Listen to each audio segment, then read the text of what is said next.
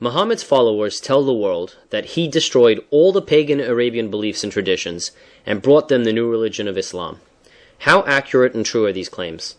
It is incumbent upon us to repeat as many times as necessary that almost all their claims are untrue, unsubstantiated, false, and deceptive, because the moment they are put under scrutiny based entirely upon the Muhammadan records themselves, all these mendacities can be and are uncovered. Let us start with the fact that all Muhammadan scholars agree that the practice of pilgrimage existed centuries before the rise of Muhammadan Islam. Muhammad and his pagan Arab, the tribe of Quraysh, as well as other pagan Arabs, were accustomed to celebrating this pilgrimage. Even after Muhammad declared himself the apostle of Allah, he and his followers continued to perform the pilgrimage's rites with the pagans at the Kaaba, which was still a house of idolatry since it still contained all 360 idols of stone. In the final analysis, Muhammad only changed a few items from the pagan traditions and fetishes, but successfully wrapped each one of them with his version of Islam. Almost every major Islamic history book documents these facts. After the conquest of Mecca, the pilgrimage was turned by Muhammad into one of the 5 pillars of Muhammadan Islam. Muhammad banned the Arab polytheists from the Hajj after the year of the conquest.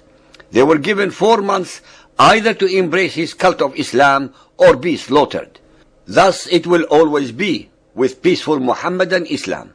After that, Muhammad made very slight changes in the ceremonial rituals of the pilgrimage, although he destroyed all the idols of the Kaaba. Yet Muhammad himself continued to practice many pagan rituals.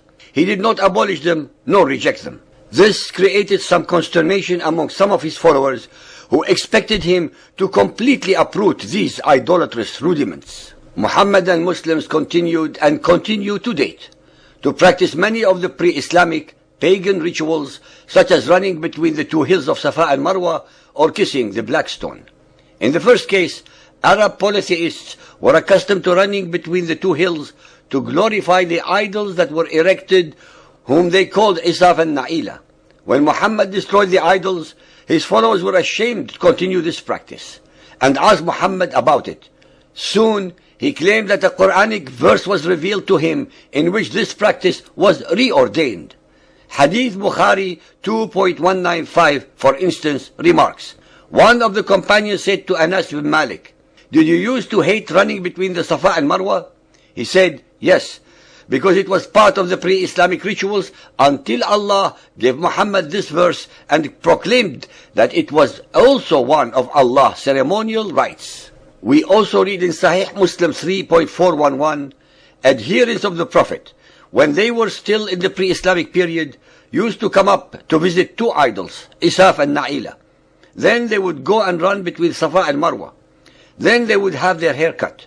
When Islam was established, they hated to run between them, but Allah sent down this verse, Al-Baqarah 2.158. Safa and Marwa are among the symbols of Allah. So if those who visit the house in the season or at other times should compass them round it, there is no sin in them. In Asbab al-Nuzul by Imam al-Suyuti, page 27, Ibn Abbas himself said, the demons in the Jahiliyyah used to circumnavigate all night around these 2 mountains. The idols were erected between them. When Islam came, they, the Muslims, said, "O Apostle of Allah, we would never run between the Safa and Marwa because this is an unfavorable matter which we were accustomed to do in the Jahiliyyah." Thus Allah gave the verse above. This unfavorable matter was strongly related to idolatry, but even so, Muhammad refused to abolish it, and several Quranic verses were given to confirm it. Muhammad himself performed it, and Muhammadan Muslims are still practicing it today.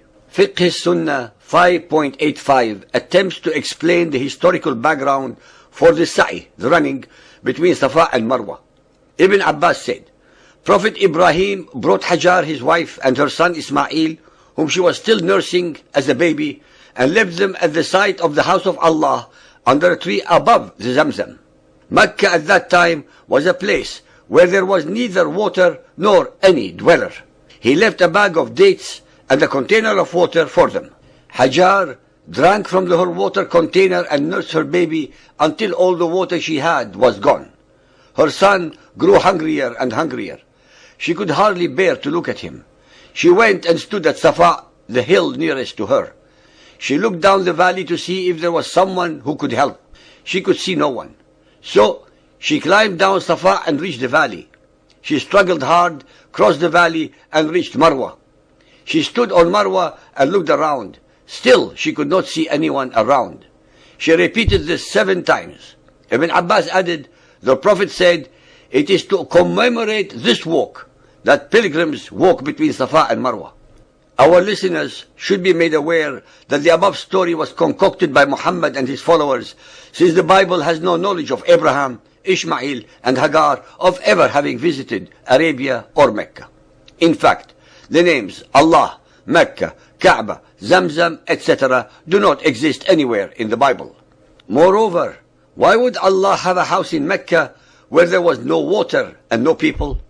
Why does the Quran assert that it was Abraham and Ishmael who actually put up the foundations of the house if there already was a house in situ? Can anyone among the believers who are listening dispute what we are saying? Sunan of Abu Dawood Hadith 1867, narrated by Abu Huraira. The Apostle of Allah entered Mecca, and after the Apostle of Allah had gone forward to the stone and touched it, he went round the house, the Kaaba. He then went to a Safa and mounted it so that he could look at the house. Then he raised his hands and began to mention to Allah as much as he wished and make supplication.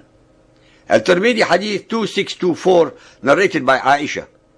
The Prophet said, throwing pebbles at the Jamrah and running between the Safa and Al-Marwa were appointed only for the remembrance of Allah. Ladies and gentlemen, not a single word in the hadiths above represent any theological truth or fact based on any documentary evidence or even upon any oral pagan Arabian tradition.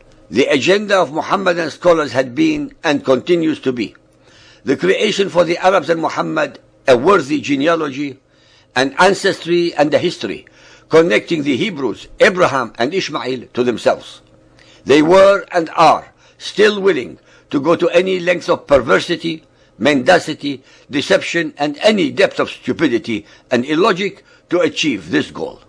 Every alleged tradition of theirs is mere chimera and mirage of their fertile imagination, as far away from any truth as the furthest galaxy is from the earth.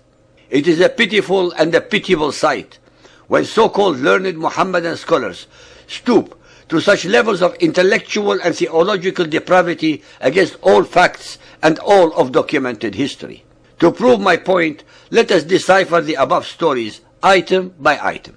Abraham, Hagar, and Ishmael, according to the original story in the Bible, never went to Mecca or Arabia. Ishmael resided in the land of Paran. 2. The well that was revealed to Hagar was in Beersheba in the land of Canaan and not in Mecca in Arabia and was not called Zamzam. 3. Abraham, Hagar, and Ishmael had no knowledge of any God called Allah. 4. When Hagar and Ishmael were dismissed from Abraham's household, Ishmael was a teenager of at least 14 years of age and was definitely not a suckling baby. Genesis 21:12 to 21. 5. By what standard of logic should one believe that a holy place existed, the house of Allah, in a place called Mecca, where no one lived, since there was no water to sustain life? 6. According to other hadiths, Zamzam was a well in the valley where Mecca was, and not above the town. Hence, what is the Zamzam referred to here, if it is not a well? 7.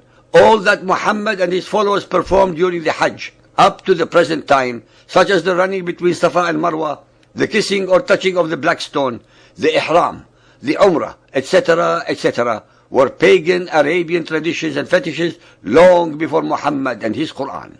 8. Since according to the Quran, the Bible is Allah's revelations to the people of Israel, then how is it possible that the stories as depicted in the Quran contradict every one of these divine revelations?